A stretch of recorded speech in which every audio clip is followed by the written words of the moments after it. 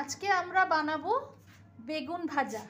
এর জন্য আমরা বেগুন কেটে নিয়েছি, এরমভাবে কেটেছি, গোল গোল করেও কেটে নেওয়া যায়। কেটে এর মধ্যে আমরা নুন, হলুদ, লঙ্কা গুঁড়ো এবং চালের গুঁড়ো লাগিয়ে নিয়েছি। এদিকে গ্যাসে আমরা প্যান বসিয়ে দিচ্ছি।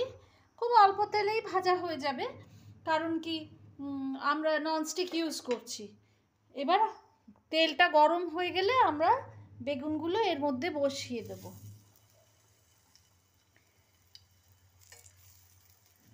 বেগুনগুলো বসিয়ে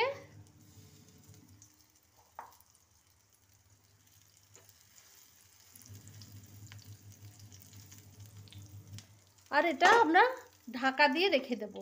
এবার আমরা বেগুনগুলো একটু কুক হতে দিয়ে এপিট ওপিট করে ভেজে তুলে নেব। বেগুনগুলো এক পিঠ ভাজা হয়েছে, আর এক পিঠ ভাজতে দিয়ে দিলাম উল্টে। এবার এটা লাল হয়ে ভাজা হলে আমরা তুলে নেব।